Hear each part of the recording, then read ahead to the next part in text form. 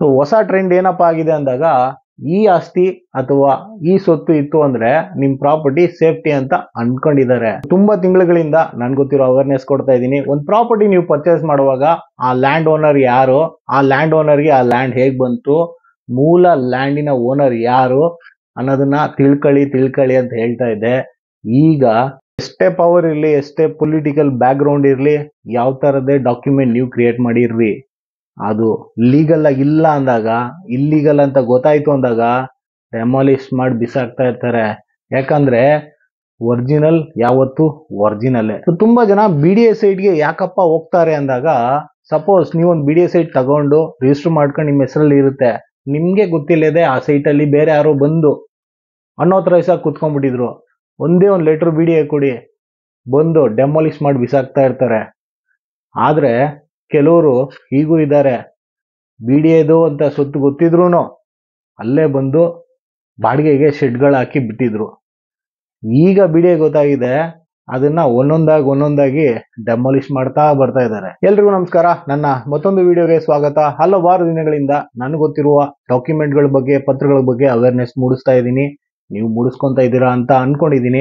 So ಚಾನಲ್ಗೆ ಇನ್ನೂ ಯಾರು ಸಬ್ಸ್ಕ್ರೈಬ್ ಆಗಿಲ್ವೋ ದಯವಿಟ್ಟು ಸಬ್ಸ್ಕ್ರೈಬ್ ಆಗಿ, ಕೊಡೋ ಮಾಹಿತಿಗಳು ಹೇಗಿದೆ ಅಂತ ಕಮೆಂಟ್ ಮಾಡೋದನ್ನ ಮರಿಬೇಡಿ ಅಂತ ಹೇಳ್ತಾ ಇವತ್ತಿನ ಮಾಹಿತಿಗೆ ಹೋಗ್ತಾ ಇದ್ದೀನಿ.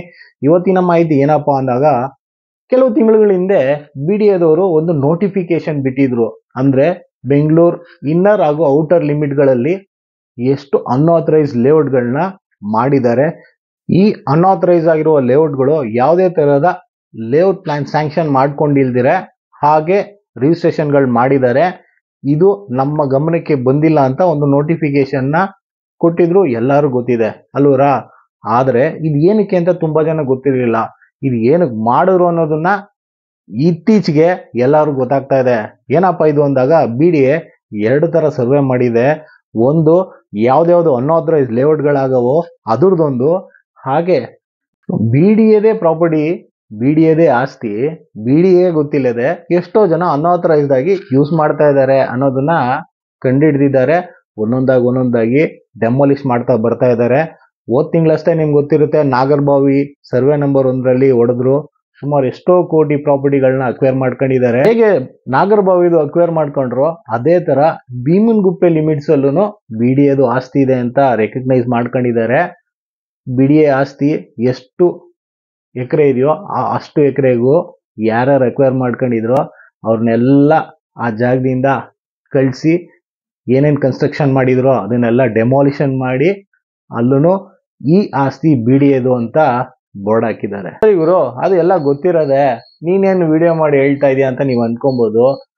ಈ ವಿಡಿಯೋ ಮಾಡಕ್ ಕಾರಣ ಏನಪ್ಪಾ ಅಂದ್ರೆ, ಏನು ಭೀಮನಗುಪ್ಪೆ ಲಿಮಿಟ್ಸ್ ಅಲ್ಲಿ BDA ಜಾಗ ಅಂತ BDA ಅಕ್ವೈರ್ ಮಾಡ್ಕೊಂಡವರು, ಅದೇ ಸರ್ವೆ ನಂಬರ್ ಅಲ್ಲಿ ಬೇರೆ ಡಿಪಾರ್ಟ್ಮೆಂಟ್ಗಳದ್ದು ಜಾಗಗಳಿದೆ. ಆ ಜಾಗಗಳು ಆ ಡಿಪಾರ್ಟ್ಮೆಂಟ್ ಅವರದ್ದು ಅಂತ ಆ ಡಿಪಾರ್ಟ್ಮೆಂಟ್ ಗೊತ್ತಿದೆಯೋ ಗೊತ್ತಿಲ್ವೋ, ಆ ಪ್ರಾಪರ್ಟಿನ ಆ ಡಿಪಾರ್ಟ್ಮೆಂಟ್ ಅವರು ಯಾವಾಗ ಬಂದು ಆ ಜಾಗನ ಅಕ್ವೈರ್ ಮಾಡ್ಕೊಂತಾರೋ ಆ ಡಿಪಾರ್ಟ್ಮೆಂಟ್ ಅವ್ರಿಗೆ ಗೊತ್ತು.